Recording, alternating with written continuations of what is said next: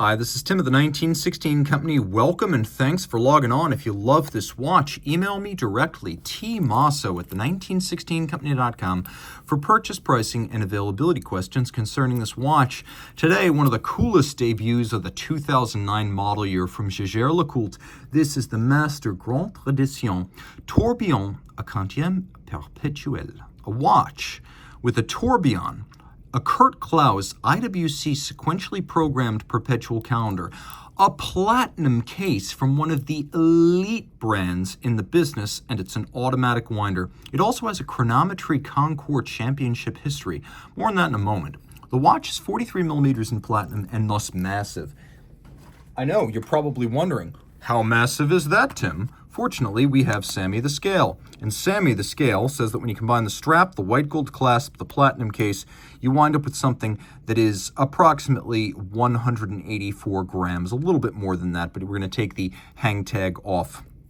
Okay, so this is a heavy watch. That's important to note. Very difficult to find a watch that does not have a bracelet of some kind that's going to be heavier than that.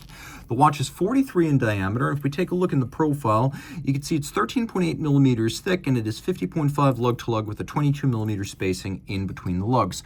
So the Master Grande was a series of elite watches, apex complications, and this definitely qualifies. You can see it's big. It's marvelously large and heavy. I'm not going to say it's super thick, actually, because it's under 14, and it's got a nicely sloped case flank with that kind of shallow domed bezel. What I am going to say is that it's probably a little bit too big for my wrist. My wrist is 16 centimeters circumference, and so you're getting an honest look at this from every conceivable angle, and I'm going to recommend this for 17 centimeters circumference and up. In 2013, JLC updated the case and made it a little bit more wearable on a smaller wrist, but with the same movement. Nevertheless, some people want a bigger watch, and with this, you're getting it. The strap is massive, just like the watch, and as you can see, super high quality, large rectangular symmetrical alligator leather, gloss black, some bolstering or stuffing to give it volume. You've got a monotone stitch, and then if you look at the edge, it's got a folded edge. We have on the bottom calfskin,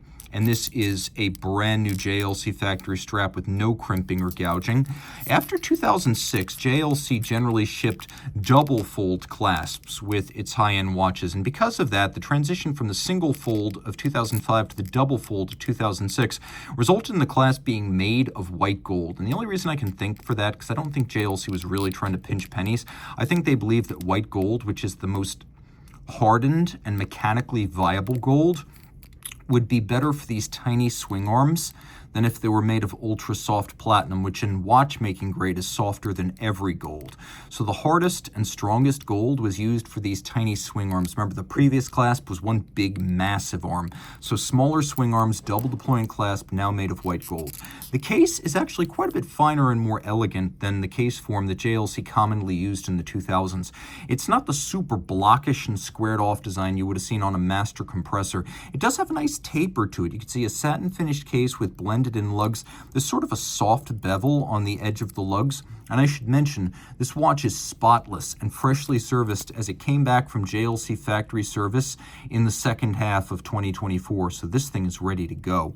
You could see the crown in an unusual treatment by JLC, polished and media blasted with the JL logo. And then we have this massive shallow domed and slightly instepped platinum bezel, giving way to a dial with a distinct gray tone. And so it's not silver, it is gray.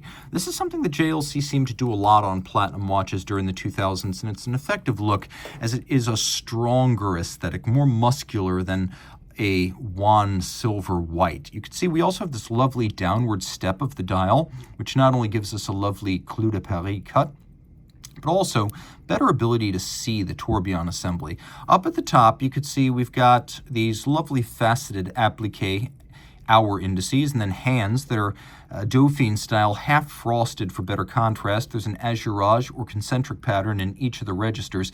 Then we have these little windows in the hands, as well as this window just below the month of June. That's your day-night danger zone indicator. So with a perpetual calendar, you don't want to use the quick set button when that danger zone is red, because those are the nighttime hours when the calendar is automatically turning itself over. And as you can see, we'll enter those nighttime hours and you'll begin to see red in that little window that lets you know it is the time during which you do not want to use the quick set. Wait until the red is gone entirely, and then you can use the quick setter. So you can see this is a very comprehensive perpetual calendar. It is the one developed by IWC watchmaker Kurt Klaus.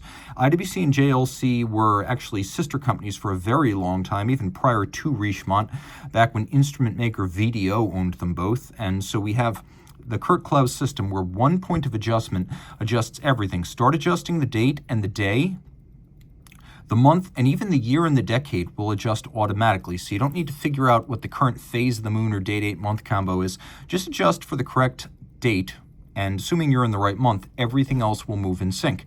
And as you can see, we do have the year, the decade, the century, and the millennium. Now, those need to be manually set by a watchmaker. These two are geared and automatic.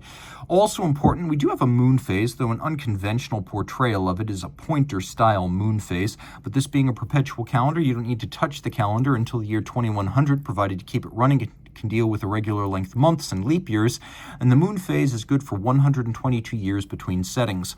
One of the nice things about this downwardly stepped dial is that you really can see the tourbillon mechanism. It's a 1-minute tourbillon. You can see the tri-spoke features an index on one side, so you can use it as the seconds hand for the watch.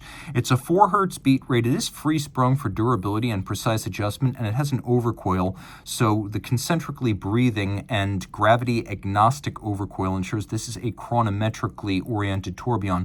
A version of this movement called 978 went to the Concorde chronometry in 2009 and beat everything, including JLC's own gyro tourbillon 2. So this movement is decorated. We have fired blued screws. You can see this completely rounded and black polished bridge, like something you'd see on a Grubel 4C, but with JLC levels of durability and serviceability.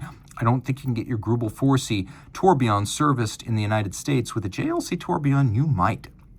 Taking a quick look now, you can see we have satin, we have polish, we have fastening, fire blued screws anchoring the edge of the tourbillon bridge. The tourbillon cage itself is decorated with satin finish and mirror bevels, and then the cage is made of titanium to create an ultralight tourbillon carriage.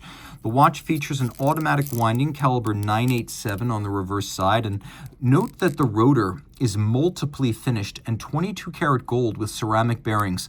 So you get the most massive rotor for more efficient winding. It is, I believe, a unidirectional winding system for even greater winding efficiency, and then the ceramic bearings to maximize that. You can see we have both polished and fire blued screws on this case back. Côte de Soleil, note it's not just sunburst stripes, but that they're double crested, a little bit like Moser right there. So we have those double crested Côte de Soleil. Note the pyramide cut on the rotor, the media blast, the polish, the satin, and then the beveling on the edge. We do have a very narrow polished bevel on these bridges. I don't know what JLC was thinking back in the mid to late 2000s, but they thought what people really wanted was a mirrored bevel that was super thin. So at first glance, it looks like it might not be there, but if the light catches it or you look at it under a loupe, you realize JLC did bevel these bridges just in kind of a weird fashion. One thing I'll note is that the beveling of the base of the tourbillon bridge, just the center disc, that is a level of beveling width and mirror decoration that you will not find on the rest of the movement. That is the high point right there. It is a 48-hour power reserve, and as you could see, it is a large movement to properly fill this sizable case, which surprisingly for a dress complication is 50 meters, not 30 meters. You can see the JLC maker's mark on the case. It is platinum. And then Master 1000 Hours Control. So as a fully cased up watch, this 49 jewel movement with perpetual calendar has been tested for 1,000 hours. That's over 41 days for winding efficiency, power reserve, chronometric precision, overall durability, and of course water resistant tested as well. It is a fully assembled watch test, not a bare movement. And I've spoken to JLC watchmakers who attest that there are different timing standards for different watches and different types of watches. So Master 1000 Hours Control is not the same standard for every different watch. Reversos, for example, have a much lower standard. But I was told that for a tourbillon regulator, to get through Master 1000, they want to see the watch keep in time to within 1 second per day. This watch is stacked. Reach out to Team Mosso at the 1916company.com for purchase and pricing details.